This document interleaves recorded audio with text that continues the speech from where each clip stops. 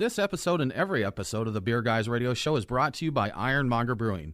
Visit Ironmonger at their tap room in Marietta, Georgia, or online at ironmongerbrewing.com.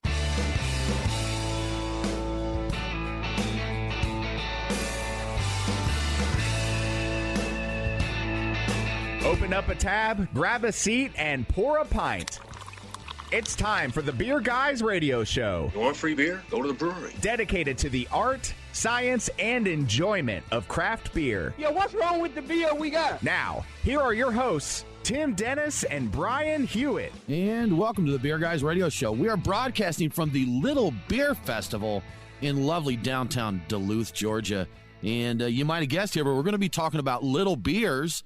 I'm Tim Dennis, and with me as always, my good friend and co-host, because no one will come get him. He's always here. I am always Brian here. Hewitt. Hey, Tim. Yeah, as Tim already said, Little Beer Fest, little beers. Very small beers, like tiny, like 4-ounce cans, I think. Yeah, just like Wait, 2-ounce that's cans. not what no, they meant. It's lower ABV stuff, and I think the average is right around the 4 to 3 to 4% range. Somewhere in there. Yeah, I think the goal of the festival was everything under 5%. Yeah. I believe was that was it.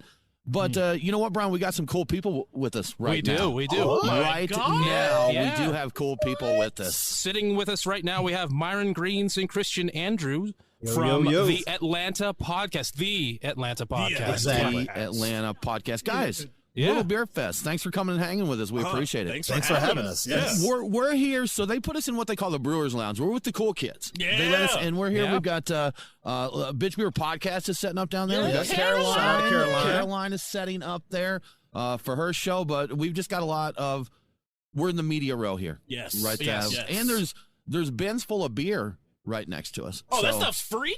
man, it has been for us, man, so we'll see how it goes. I'm going to pack my trunk right now. That's it. How long is are we at gonna the festival? hate me Like tonight. 10 minutes. You'll Yeah, is that like 10? You'll get a check at the end of the night. So, yeah, we got 12 beers. That's it. Oh, man. That I just is beat it. those last 4. Right. But you know what, guys? Let's tell folks a little bit about the Atlanta Podcast. I know you talk beer. Yes. And kind of what's happening. Is that, do I have it in essence? Yeah, so on the Atlanta Podcast, wherever you get your podcast, we talk about stuff going on in and around the city of Atlanta, but we also like to do it while drinking local beer, and that's where Myron, our craft beer guru, our jack of all drafts, if you will. Jack of all drafts, man. He's Not a the bad one title. who leads us through that. Yeah, All right. it's fun to not only talk about Atlanta, but we are from Atlanta, so we want to highlight everything in Atlanta outside of culture, music, Sure. everything on, but the beer too. Because we love to drink beer, we only drink local beer. Okay. Nothing, all right. nothing coming out outside of Georgia. So it's our podcast gets better as it goes on because we drink more and more. Yeah. So here's what we or call it. sloppy, whichever. Yeah, either We've one. been better now, Brian, but there used to Yeah. be a joke. People would hashtag fourth segment on one of our shows because by the time we got to that last segment, we were sampling these beers and talking. And, I think as we were younger in the show, it was just not that we're not excited now, but, man, the beer, we just couldn't control ourselves quite. We drink and drink. Pretty much, By the yeah. time it gets to the end of the show, we're 3 sheets. 3 sheets and fourth segment, Brian. That's right. 3 sheets, That's it. 4th segment. Done. Yeah. And Done. our show covers beer around the world, and we actually make an effort sometimes to not be a Georgia beer show, specifically because we love our local beer. Yeah. We love all beer, but we have a special place for our local beer. So as this show goes out around, we had Toppling Goliath on the show last week. Wow, nice. Got to talk to them. So we talked to breweries all over the place, but we do have a special place for our local stuff. It's good stuff. And we're out here today. What breweries are you guys looking forward to here today? Here, I like Birds Fly South. Okay. They're good stuff. outside of Greenville. Mm-hmm. They do lots of mixed fermentation, saisons, things of that nature. So I'm definitely looking forward to trying what they have to offer today. Good See stuff, what man. I mean? I would have just been like the alcoholic stuff. The I don't stuff know. with stuff alcohol. with beer. Yeah. Would a The sudsy non-alcoholic beer count for a little beer fest, Brian? stuff? Oh, So, It could be. They could do that. is it Technic- Dulce? yeah, technically, Right?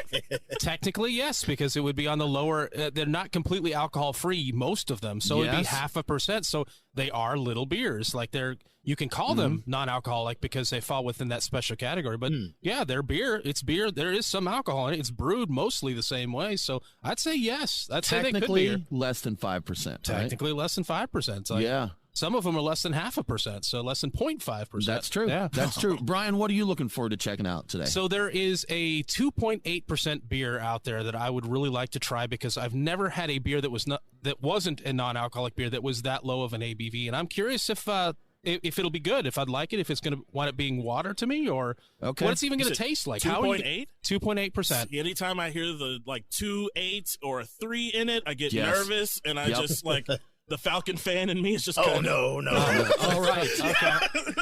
There's one that's a 2.8, and the one right next to it is a 3. So, so go out there and see what's up with that. But later on, the 3 becomes like a 54 or something like that. So it's terrible, man. Gosh.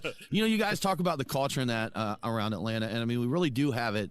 There's a lot going on here. Beer, music, arts, the dining scene, so it's cool. You know what? For those that are listening to our show and you're not in Atlanta, come see us. Absolutely. Come see a show. Yes. Come have a good meal, grab some beer. You're going to have a good time. Speaking of the good meals, so the main host of the Little Beer Fest is Good Word Brewing. Yeah. They're a brew pub in downtown Duluth. The food is excellent. The beer is great. Shout out to Todd, the brewmaster. Yes, and the unintentional brewmaster. Like he wasn't even supposed to be the one brewing. Right. So. Yeah, we met the original brewer, and it's like, oh, yeah, this is great. It's going to work out. And then the guy was gone within, I guess, a month. He's like, well I guess I'm brewing. Bounce. And unexpectedly amazing at it. He's good stuff coming. Talking about the food there, I think it was maybe gnocchi with pulled pork cheek and truffle oil or something. Yes, we did have that. And then for dessert, a gold-plated chocolate torte. Yeah, it's like, man. So gold? Yeah, the gold dust or gold leaf on there. Yeah, you can put a little bit of gold. You can actually eat gold if you want to. to. I love gold. That's how you That's it. Man. Oh, man. Good stuff. I am looking forward to Heater Allen. I've heard a lot about their beers, and I have not tried one yet. So I know they're out there somewhere. Yeah, I forget in the US of A. They're one of the more extreme suburbs of Atlanta, so possibly in Tennessee or possibly extreme OTP. Maybe Washington. I mean, I don't know. OTP. Yeah, way OTP. So extreme suburbs of Atlanta. That much we know. That much we know. But I think the crew from Dissolver is here. We've had them on the show before and had fun, so we're going to check out what's going on there. But we've got a nice mix of local stuff here as well as folks from really everywhere that come in, so this is a good place to just check it out. I think Crooked Run is back. Yep, saw them out Brian. there. Yep, we've they had are a good definitely time out there. with them. Yeah, sure. And I don't even know what beers I'm going to try yet because I don't go. I know people that go into these festivals and they plan. Right. I'm going to see this. I'll take a quick scan of the list and be like, okay, I want to make sure to check this one and this one. I'm just going to check them out. I'm just going to go whatever's there. Yeah. So I'm hoping somebody's. I'm hoping there's a bad boy brewery here that sneaks some high ABV stuff in. There is. Right. They're 5.1%. Exactly. They're all tatted up and all this. Yeah, you don't tell us what to do. They got guys just out front, bench pressing and, it's just like a prison yard in front. Yeah. Yeah. And, the weather here, were you guys here last year? No. I was. Okay. You remember how hot and sweaty it was last year? Literally a total 180. 180. It was let's see, 88 degrees. To what do we got? I think it was 44. About 45 degrees right now, and quite breezy, which is very, very uncommon for this time of year for us here. And this is not the beer that you would want when it's cold. I want a stout right now. Yeah. I need a stout. We need a hot beer fest, right? A hot little beer fest or a little hot beer. Little hot beer fest. Does anybody have a hot iron poker or a poker that we could make hot and stick in some beers? Are you guys familiar with serving beers hot? Yeah, it's a thing. Have you heard of them doing that? It's a thing, man. It sure is. So we talked to Jack of all drafts. So we talked to a guy out of Primitive Brewing. Primitive Brewing out of Colorado, and they got together with Weldworks and one other brewery, I forget right now, but they did a hot beer fest. And there's two different ways they do them. One of them, they mull it with spices, like a wine. Yeah. And then another one, they actually take it. You get a mug of beer and you go out to the fireplace and they have red hot pokers in the fire and they just pull it out and shove it down into your mug of beer and you get a hot beer. Sounds steamy. Is that enjoyable? You know what? We tried you use a creek for the mulled beer. And honey, citrus apple fruit, juice spices. a little bit. Now that makes sense. Yeah. So that makes was sense. that was good. I haven't tried the other way, but I know the Glue Creek Glue Creek, Glue yeah, Creek, that's what we called with it. the hot mulled creek. It was tasty. So hot right now. But I don't think I know. Yes, but I don't think Creek is typically huge on the ABVs either. So No, it may it's- fit in. It's going to be in the 5 to 6 range, Yeah, 5, probably. 6, 7 ish. Yeah. You know. Yeah, so 7 we might would be even too we high. would be close there. Yeah. Good stuff. Guys, thanks for joining us. The Atlanta Podcast. Get it wherever you get your podcast. We're going to be back very soon to talk more Little Beer Fest.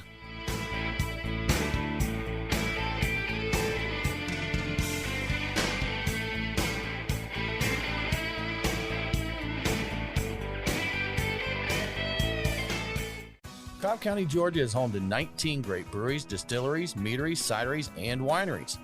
This March, Cobb Travel and Tourism brings you Bubbles and Brews Craft Beverage Month.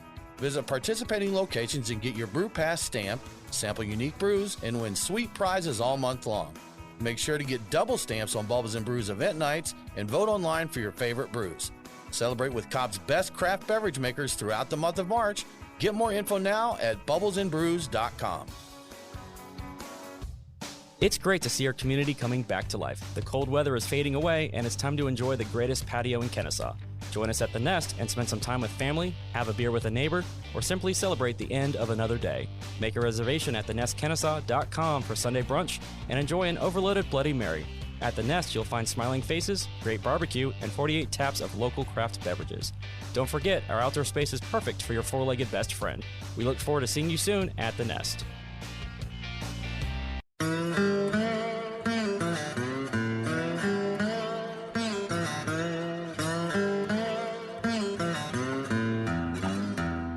Follow the Beer Guys on Facebook, Twitter, and Instagram. Cannonball coming. Now, back to the Beer Guys radio show. Welcome back to the Beer Guys Radio Show. Remember, all episodes are available on demand, so if you missed the broadcast, get the podcast. Beer Guys Radio is available on the Podcast Park and all popular and unpopular podcasting apps. Now let's get back to Little Beer Fest. Little Beer Fest, and I've got to say something right now because I think we probably witnessed something historic. We'll have to check it. It is snowing in Duluth, Georgia. It is, yes. Or it was. I believe it's moved on. It was just small flakes, but this is the middle of April in Georgia, and we had a little bit of snow. Crazy stuff. But we're making it through. We're all hoodied up. We're getting some beer into us. And right now, we have Spencer Longhurst with us from Barrique Brewing and Blending, Nashville, Tennessee. And we've got a little something in our glass here. It's called Petite Afternoon, correct? Correct. Spencer, can you tell us a little bit about this beer? Yeah, this is like we make a bunch of this petite saison, mixed culture saison style beer. It's all Tennessee grown malt, a big proportion of Tennessee grown wheat, and then this particular one we had made an IPA called Golden Afternoon, and I took the spent hops out of that Golden Afternoon IPA, pushed them into a barrel after we were done with the IPA, and then transferred this mature petite saison on top of those hops, and so we ended up calling it Petite Afternoon. So that is some efficient use of materials there, man. With the prices of hops, man, get all you can out of them, right? Well, when you troop hops out of an IPA, normally they're going down the drain or to the compost. Yeah, and it still smells incredible. Yeah, and I've always thought like, man, I wish there was another way to reuse these. And now I work in a mixed culture brewery where they let me do where weird, you can, where huh? they let me do weird things, and good deal, man. It worked. That's awesome. So when you pull them out, do you kind of wring them out, put them in a cheesecloth, just wring them out into the beer? No, I mean okay. The beer's been like cold crashed, so it's pretty dense, like Okay. material. You really got to put some pressure on top of the tank to really get it out. So. Do they have like a French press for fermenters, like where you could actually press it down? Just press down the ingredients at the bottom to get all that stuff at the? No, that's a good idea. You should invent that. I'm gonna work on it. That'd be like a little desk brewery. Yeah, that's right. Yeah, Man. work There you was like, go. let me make a little IPA right quick. Yeah. Press whatever. I like this idea. Now, Myron, have you ever French pressed a beer? I have not. However, I think I might go home and try that. Yeah, man. Just to see what's going on. Well, we took a big stout that we did. homebrewed and put habaneros and chunks of bourbon barrel and cinnamon sticks, and I'm telling you, it works, man. It's really. You remember when Randall's was super cool? Everybody was randling. Yeah. Well, do a small scale Randall at home. Put you something in there. Put you some adjuncts in your French press, and press it Oh, out. nice. Yeah, It's do we have a fun. name for that? Like a frandle, French press Let's- frandle, or we do like now. a frandle? The frandle. Yeah, The let's frandle call it the now. frandle. Trademark. I think Yes. Exactly. TM guys, TM. Right. Now, Spencer, we're at Little Beer Fest, so we're celebrating little beers. Do you guys, is most of what you brew on the smaller side?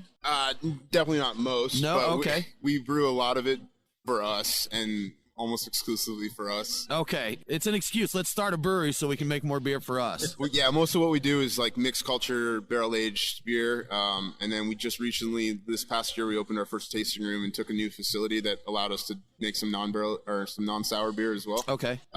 So pretty heavy focus on still putting everything through barrels. As we're named Barrique, so that's the name of the French word for that type of barrel that we use. Okay. So when we decided to make non-sour beer, we're still going to stick it in oak for a period of time, and we got a pretty heavy focus on continental, like European style lagers, and then a little bit of English beer as well that we're fermenting in oak in this like Burton Union that we crafted. We're looking here right now. We've got a can of your barrel-aged lager beer here, and I see it says 10 degrees Yep. on there, which is the measurement of, I guess, the 10 degrees Plato. 10 degrees Plato is a starting gravity. Starting of this gravity beer, there, yeah. right? Yep. What is a typical? Is there an average? Because see, as homebrewers, we use specific geez. gravity. Yeah, Gravity, specific sure, gravity. yeah. We don't speak Plato. We're not fluent in Plato there. So, what would that translate to? And what's kind of an average for most beers? I mean, most of our like lager beer is probably like 11 to 12. The petite beer was 6 Plato. So Okay. Oh, yeah, that's pretty small. it's small. It's like 600 pounds of malt in a 20 barrel batch. Oh, wow. It's Okay. tiny. Wow. The grain bed's probably 8. Myron, do you know Plato? Do you know kind of how that correlates to everything? I have heard it multiple times when I used to work at Orpheus. Okay. Yeah. And so we like Jason. yeah, Jason, Yeah, that's the good homie. Jackson Poulet. Yeah, Jackson Poulet, yeah. Right. But yeah, Your starting number one starting fan. at that low, it still comes down at the finished product, right? Yeah, so like the 10 Plato beer finished at like around 2.6 or 2.7 off the top of Right. my head. It's a little sweeter than some of the beers. Which is actually Chucky pretty uses. unique. I've never really come across a barrel aged lager. Yeah, it's like I said, we decided we were still going to try and put everything through oak because our name is after a barrel. Barrels. Yeah. Yeah. Barrique, yeah. So yeah, it's stainless fermented for about 21 days. It spends in the stainless fermenter, and we crash it down. I'll put it into wine barrels, and then I'll wheel those wine barrels into the walk-in cooler. We have a little manifold that will hook CO2 on top of them to keep a tiny little 2 psi of positive pressure on top of them, try and mitigate any O2 pickup and stuff. And then once they're completed their lagering in the walk-in, we'll put them back into a bright tank and carbonate package them in cans and kegs. Kind of nice to get that flavor without something that's usually I see something barrel aged and dark. It's going to be 12%. Right. And Right. this is coming in Yeah. at 4. That's This because is you're working with yeah. Jason at That's right. Orpheus. Yeah, man. exactly. Right. From Orpheus, Yeah. yeah. Cool, 12%. So Boil it for 3 days, make it thick as oil. So. Exactly. How do you keep a beer like that from picking up a little a funk, a little something? Is it purely it finishes out so much before going into barrels, or what's I've the got key separate there? barrels that I only use for the lagers compared to the mixed culture stuff. We have all separate hoses, equipment, soft parts for the non-sour beer. I steam each barrel for like 2 hours before it gets beer. that would So do we it. have a really nice on-demand steam generator. And then when we're not using them, we kind of have like a cycle. I have basically twice as many lager barrels as I need, so that when I'm filling them, I got another one ready to go, kind of thing. And we'll hold them. We'll fill them with a holding solution. So we'll acidify that with citric acid and K2SO4, potassium metabisulfite. How long can you use those barrels? Because that seems like really intense treatment of the wood. I'm like, how long will they hold up? So I've been using the same one. We've been making non-sour beer in the lagers in barrels for a little bit over a year now. We started in December of last year. I've been using the same barrels on a rotation. They've probably each had 6 or 7 beers through them, and I would like to replace them as soon as possible. Okay. So that about time, a year. huh? About Yeah, a year or okay. 6 or 7 batches probably. is what we're saying. Not as soon as possible. I want to start peppering in some fresh ones because when we first started, they were getting a lot more oak extraction than I was Sure. desiring. So I don't want to just reset them all with brand new ones because I don't want to go back to the super oaky lager. You got to blend them in over I want time. to blend a little bit- couple fresh ones in, cycle out some of the old ones. We'll cycle the old ones into the sour side of the brewery, Just do one that's just ridiculous oak. The first couple, when we first did the first couple, I was like, oh, it wasn't ridiculous, but I was like, this is more than I want. Like, call it tongue splinter.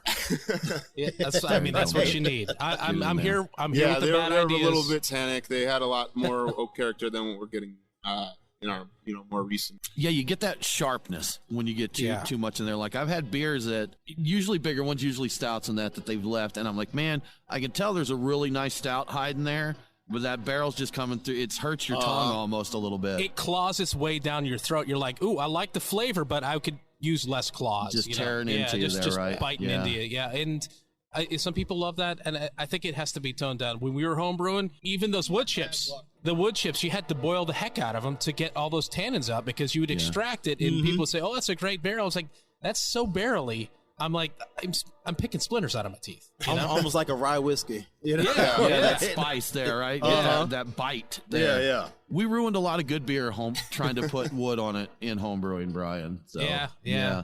But it's cool being out here at a festival like this, and I think it's going on long enough. We keep saying little beers are coming back, Pilsners are coming back, this and that, but if it doesn't for 2 years, man, I mean, they're kind of here, right? They're here, they're staying. Yeah, good stuff. Got a great crowd out here enjoying. Nice crowd out, even despite the weather, man. We're out here, we got our hoodies on, we're having a good time with it. Now, Spencer, thanks so much for joining us. If people want to find out what's going on with Barrique, check out our social media, our Instagram at BarriqueBrewing.com or at Barrique Brewing, and then our website is at BarriqueBrewing.com. We're on Facebook as well. Good stuff. And that is BARRIQUE. Correct. You're listening to the Beer Guys Radio Show. We'll be right back with more from Little Beer Fest.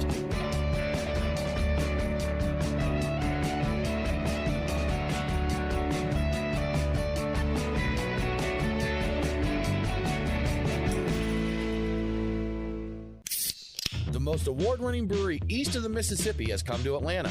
Iron Hill Brewery and Restaurant is now serving in Dunwoody at Perimeter Mall and in Buckhead on Peachtree near Phipps Plaza. Serving a variety of menu items from a completely scratched kitchen plus craft beer brewed 10 feet from your table.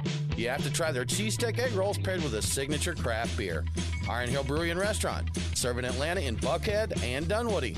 Drop in today or make a reservation or place a pickup or delivery order at ironhillbrewery.com.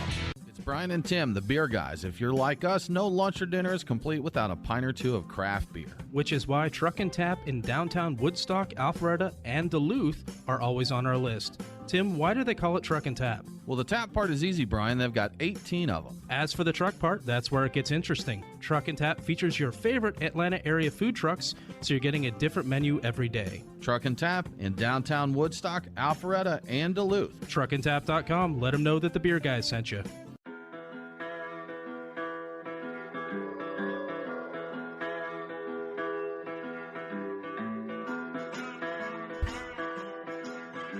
Follow the Beer Guys on Facebook, Twitter, and Instagram. Your revolution is over, Mr. Lebowski.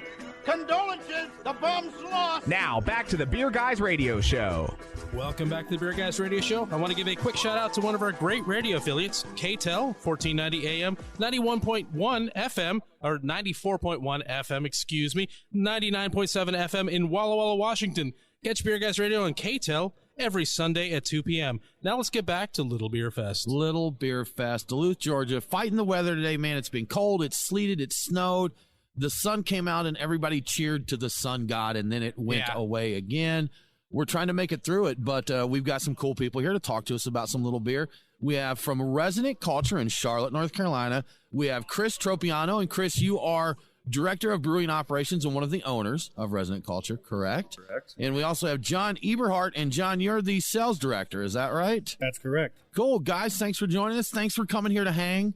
And I saw you guys are some of the bad boys of Little Beer Fest. Yeah. With a 5.2 beer here that I opened up. Limit, so, we were having some hot hop talk before we came on the air here about hop selection. So this beer that we're drinking right now, Aren't We All, is using an all experimental hop that you got at Hop Selection last year. Can you tell us a bit about that? Yeah, it was two years ago at Roy Farms, which is a big hop growing farm, and they also have their hop processing plant there. But they brought me in and tasted me through a bunch of experimental hops that they're kind of working on their experimental farm. And this one hop, ADHA 1940, really struck me. was really lemony and floral, and it felt like it'd be really nice for a Pilsner or lager. So at the time, this is the second time we brewed this beer. So we brewed it then a couple years ago, just 100% hopped with that one hop. And since then, I guess other people showed interest in it, and they named it. So now it's an official hop called Adina. So this is 100% hopped with that hop, yeah. You mentioned the floral notes in there, and I really dig floral notes in a beer. I feel like they're not cool right now. Like a few years ago, I saw more beers with floral notes, but you just don't see people bragging about that anymore. It's all about the fruit juice, Tim. Yeah, I think you're amongst a crowd here that would maybe disagree with you. A little more apt to it. What the brewers like is maybe different than what it is. The You're right. Consumers like. Well, talking about Little Beer Fest, we remember 5-6 years ago or whatever, brewers were all about the Pilsners and lagers. They were drinking those, and they were getting to where it wasn't just that they drank them, but they're perfecting them. They're getting a good craft lager, craft Pilsners out there. And we said, this is going to be bigger, because heck, you guys know 5 years ago, if you'd said there would have been a Little Beer Fest, you would have thought no one would attend that. But, here we are. I'm still shocked they got people to attend. Look at us. Look at us. So. Even in this weather, people are attending to drink beers in 5% or lower, or 5.2% and lower, as it turns out. So I want to say that we did see one guy that was pretty tipsy, and you know what? Cheers to him, because that's not easy to do. He's really working at it. Yes. If you're determined, you can accomplish anything, Tim. You can get a little tipsy. Put your mind to it. You at can Little do it. Beer Gotta Fest. have the right attitude. Yeah. That's right. That's it, man. Can do That's an attitude. It. Awesome. What's the other beer that you brought here? You've got. Well, don't look at the ABV on that one either. Okay. No, no, we won't even talk no. about it. Yeah. Is it even? Oh, it's even higher. I'm shocked. This one's fun. This is our golden sour mixed culture base. So it spent about 6 months in oak, and we actually use freshly harvested Idaho 7, so wet hops essentially. They were harvested and then shipped right over to us the day after, and so it's a wet dry hopped golden sour, and we started canning these recently, which entails us hand filling cans with beer guns and sending them through our steamer so as not to infect our canning line. Oh, wow. Okay. All right. Makes sense. Giving that a go, because I think most brewers these days are seeing sour beer sales drop, especially mixed culture beer sales. And we were thinking, let's put them in cans, drop the price point a little bit, and cross our fingers and hope that we can start selling more of it. It's a sad change, man. Yeah. It's just terrible. We get. I still like. We were sharing some bottles here with one of our distributors, Liberator Distributing, who brought a lot of beers to the festival, but he distributes like Cantillon, Dry Fontaine, all of those, Jester King, and he popped a few. And man, I still really enjoy. I know the large format is not, the cool kids don't like them anymore. Give me a 750 with some friends, man. Let's pop a cork and have a good time. Yeah. Though quietly at this show, some of the standout beers have actually been small mixed fermentation beers, like the table saisons and things like that. I think that John was talking about those are some of your favorites that you've had at the show so far. Yeah, that I've had so far today. Odd Breed, which happened to be set up right next to us, so obviously gave them a try early on. And cool. Now, what we're talking about, like these are going out. I know we were talking in an earlier segment how a few years ago we said these little beers are coming up. Well, I think they're here. What's next? What do you guys seeing is the next cool thing? Well, hopefully this mixed culture in cans really takes off. So this is our first one. So we'll see what happens. I really enjoy this. Yeah, I think. I'm happy with the way it turned out. I don't know if anything's going to be the next hazy IPA, but I do think lagers. Like, I know probably brewers have been saying this for 5 years now, but we've seen our lager sales increase quite a bit, and they're sometimes neck and neck with IPAs at our tap room. So I'm optimistic that trend will continue to rise. Now, do you guys? I know Charlotte is an active beer scene. Do you have breweries there that are just focused on like lager brewing, classic styles and such? No, we don't have like a Good Word. Okay, halfway Good Word. Those are our guys, right? Yeah, they're elite level. I'd say we're kind of we do the a ringleaders of the lagers. Okay, just with our frequency and volume that we make, definitely like to experiment. But we actually within the last 6 months or so, we made our Italian Pilsner a flagship because we just saw the demand for that pop up. So Right. Really happy to crank that out. It's really awesome. Yeah, it's one of those things that we try our best to keep our finger on the pulse of the beer scene around the country and around the world, but it's still a thing. Your bubble is your reality, so we've got Halfway Crooks here. We've got Arches Brewing, we've got Goodwood that do these. So in our area, there is a good focus on these, classic lagers and that. And I kind of wondered out there in other places what it was. And I've talked to people, and there's still, man, those Northeast IPAs, the hazy IPAs are just really, dominant out there. So I want you to, on record, say that you don't think the cold IPA will be the next hazy IPA. I don't think the cold IPA will be the next hazy IPA. Is it even a style? Is it really even a style? Because we've talked about it a little bit. Just an IPO, right? There we go. Thank you. That's our favorite controversy. I did a meme for Instagram that's, the Scooby-Doo unmasking thing. It's the first one is cold IPA, and he yanks it off and just says IPL on there. I was like, but it always gets people stirred up, man. That's something people love to disagree about. I like the technique, but technically, yes. You can't really deny that what you're dealing with is an IPL with just a slightly modified technique on what people have done before. But I'm intrigued by it, and I think there's a spot for it, and I wish people would get behind it. I don't know why they don't. Yeah. I'm behind it, yeah. We're behind it. Whatever you call it. Have you guys done one? Have you done a cold IPL? I mean, IPA. We've done IPLs, yeah.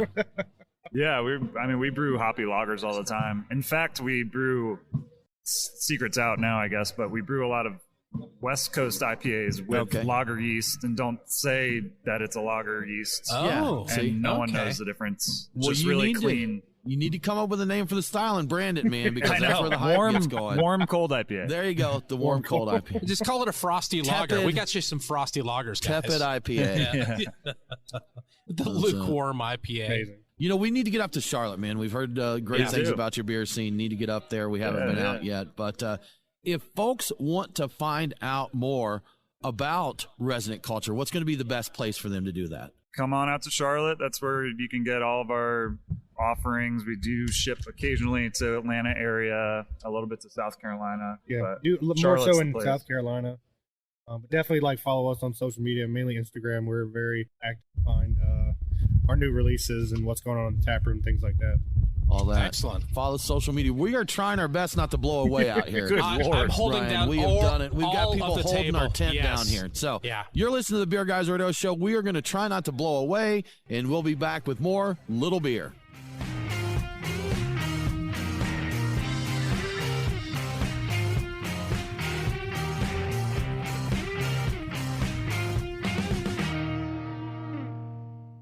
Have you visited Ironmonger Brewing recently? Take a trip and see the newly renovated and spacious tap room, or enjoy the outdoors in their new beer garden with plenty of seating and shade to ease that summer sun. Ironmonger's tap room has a variety of craft beer and hard seltzer on tap, with wine and spirits coming soon.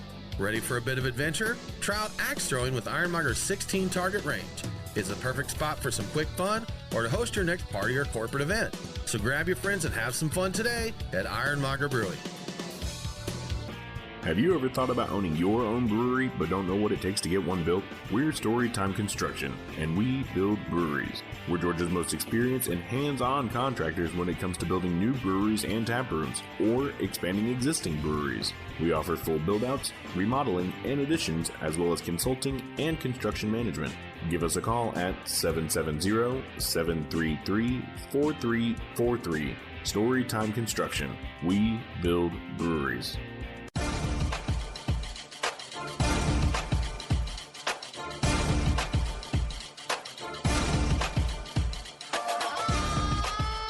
Follow the Beer Guys on Facebook, Twitter, and Instagram. Boy, that escalated quickly.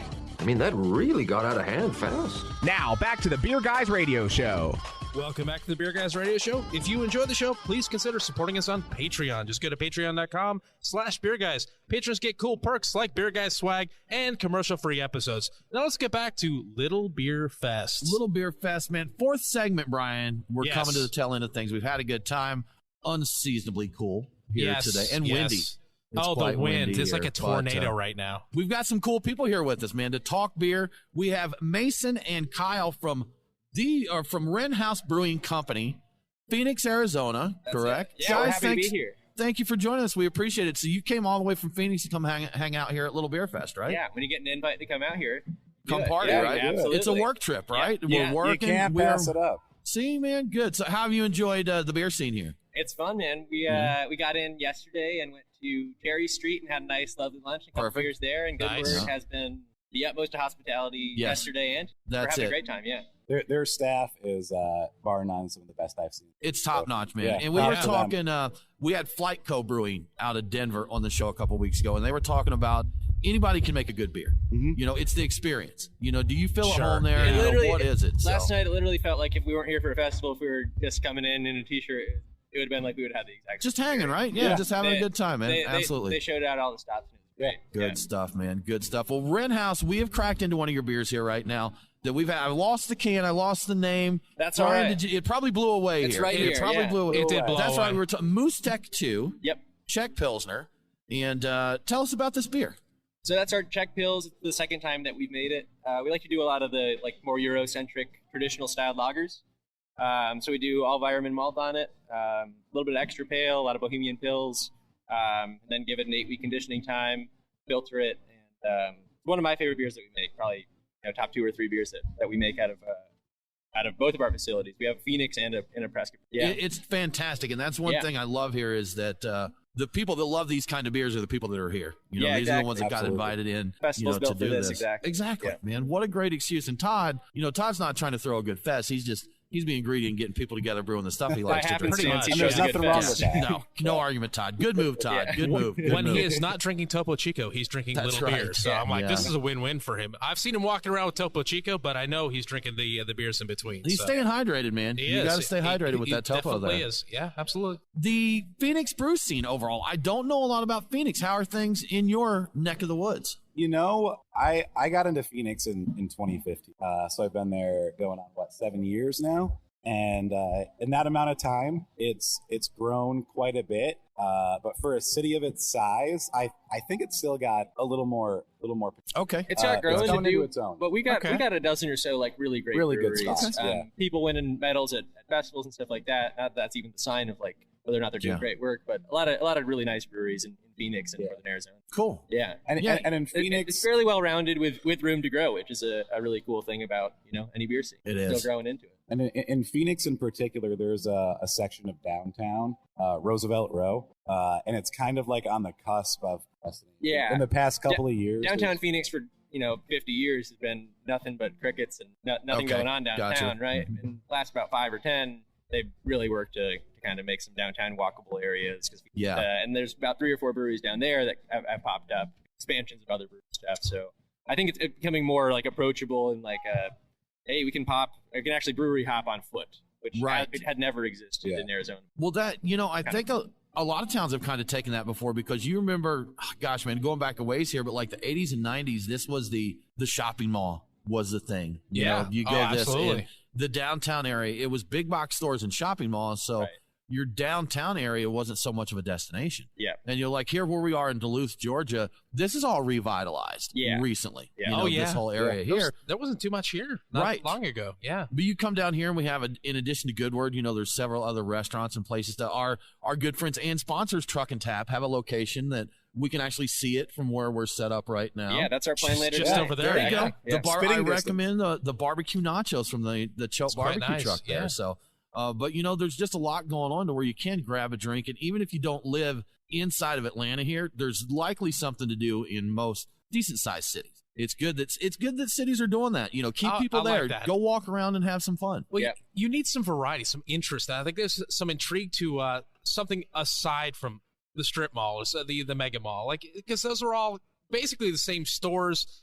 sandwiched into different kiosks. And at a certain point, you're like, this is boring. Yeah, we're kind of creating some Wren's sort of on that cusp of that these neighborhoods in Phoenix too, where they're kind of coming up and having more unique products that you can actually go and see in unique areas of town. That here's the 3 malls that are in our metro area. Right. Now, the beers that we've got here today, so in addition to the Czech Pils that we're drinking right now, we also have one called Valley Beer that is crisp and classic, not crispy. Not crispy. No. Beer Twitter got uppity about that a few days ago. The word crispy don't is say not classic. crispy. Crispy ain't sexy. Can I But call what the about weather crispy boy? Can I call the weather crispy because I feel crispy? It's right crisp, now. right? Yeah. it's Brisk, crisp. brisk and crispy. Brisk and Yeah. crispy. And Well, crispy. our pilot yesterday referred to it as briskly. Briskly. Okay. Ooh. Yeah, Oh, briskly. Yeah. Hang on, briskly out here. nobody has yet used that or been angry about it. So I recommend that everybody use that. Everybody for beer start using descriptors. that. Your Yeah, American absolutely. lager is Yes. brisk. It is not crisp. That's right. Yeah. Briskly, beer descriptor or Southern baby name? You know, Oh, Yes. Oh, Yes. why not both? Perhaps. You know, that's my new goal. I'm going to start talking more about beers, and I'm going to use words that I know will get people moist. I'm going to use that in every Yeah. beer review. Yeah. Every beer. Oh, that riles people up. Right. Very moist. This beer is so moist, they're like, what does this even mean? Wet beer. It's like it's Yeah. the essence of wetness, is what It it is, is. yeah. This beer is the essence of But wetness. we have an American Yeah. lager here from Wren House. We have a Czech Pilsner. Is this pretty typical? Is this like what you guys like to do? Yeah, definitely a lot of lager production But we're is all high on our radar. All over? I think probably we're most well known for hoppy beers, Okay. IPAs, and then our lager program, and we also do a really great imperial stout and barrel aged beer program. Is it hard doing an imperial stout and getting people to buy it in Phoenix? Because I've been to Phoenix, Right, weather-wise, and I drank your it beer seems in like a Phoenix. thing, right? It seems like that would be a hard sell. We do have a winter. Okay, do you though? It's so small, and it's only there And for it's a not very moment. cold. It's like 2 days, but we and also- you're like, we it al- hits 60, and you're like, dude, it is so frosty. We also have a Imperial nice stouts. nice craft beer scene Yeah. and a lot of good people in Phoenix who know their beer and know what they like, and Sure. I think we do a good job at those barrel aged beers too. So that maybe they're getting, if they're traders, they're getting stuff from California, Bottle Logic type stuff, or stuff from over here from Wakefield or whatever it is, and they're informed consumers. Like, well, Sure, we also sure. make good versions of those. So they'll do some summertime, shares, and they'll do, I think people are drinking them year round or cellaring them, which is, I think we do a good job at those, and they sell. So No, and I'm kidding around. Of course, we've got air conditioning. yeah, exactly. I drink stouts in the middle of summer, no matter how warm it is outside. We even did a show called Stouts Are for Summer. That's We're not right, scared. that's right. We'll do it, man. Yeah. We'll do it. That's the thing is, and I do see myself leaning to certain styles during certain seasons, but winter is not going to keep me away from a good Pilsner, and Just like summer's today- not going to keep me. Exactly. today's sleet hasn't Yeah. kept me from Pilsners all Yeah. day. Yeah. Little beer fest and it's sleeting outside. Yeah. What are you thinking of, Georgia? Yeah. Gosh. And there's certainly those styles, especially in regard to our barrel program, that kind of help us reach folks in other parts of the country. Our IPAs, which we're known for, don't have the long shelf life. Yeah, you're Right. talking maybe Sure. 2 You months. can't ship them Some as of those well. beers. I can't ship them as well if they're being traded. Yeah. So as far as growing your brand and reach, our stouts are certain. Now, do you guys? I know there's a few breweries here today that are in just limited distro for the festival, but do you Sure. distribute to Georgia? Do you get out this far? Almost none at all. It could be that we could send a pallet or so here and Right, there. okay. But Yeah. I don't think we've ever sent beer to Georgia outside of it. Okay, cool. But- See, we're getting a special treat, Brian. We're Yeah. going to try Shout out the to good Liberator. stuff here. Yeah. What up, Liberator? They're Yeah. taking care of us. So Thank you. Yeah. We've Yeah. got a tent. We're under a Liberator tent, and their logo has a plane on it, which with the wind today is a bad idea because the tent is trying its best to fly away. It's doing its best. Even way Yeah. down, it's trying to fly away from us. Yeah. Right. Well, guys, since you've been here, what are some of the beer and breweries that you've enjoyed at the festival? Quite a few. Green Bench had some nice beers, and Resident Culture, Jackie O's. Creature Comforts. Yeah. We were right next to Hedra Allen, and they have some really Okay. nice Pilsner Yep. next to us. Halfway Crooks is one of my favorite Atlanta breweries, Fantastic. and it's exciting to be able to try some of their other beers too. Yeah. And Yeah. good It's people been- on top of good beer, which Yeah. is always nice. Yeah. Yeah. Oh, by the way, the good word beers, all of them, all the 12 that I tried last night, have all been also fantastic beers. You know what? There's certain breweries that do certain styles. Good Word is one of those that no matter what they do, we had an English barley wine from them Yeah. a couple weeks ago. Yeah. They nail it, man. They're They've just done really good. Yeah. A quad, a milk stout, all of it's Yeah. phenomenal. It is good. It's good. Yeah. Guys, it is across the board. Guys, thank you so much. Wren House Brewing, Phoenix, Arizona. Thanks for joining us. If folks want to find out what's going on with Wren House, what is the best way to do that? I'd probably check our Instagram, and then we have a website. Our Instagram is Wren House Brewing. Facebook is the same, and then website wrenhousebrewing.com. Well, that about wraps it up for this episode of the Beer Guys Radio Show. Join us next week for more hot craft beer talk. Brian or cold beer talk? Ooh. One of the two there. We are Beer Guys Radio on Facebook, Twitter, and Instagram. So follow us for more great craft beer news. Thanks for tuning in. Have a great week, and don't forget to drink local. Cheers.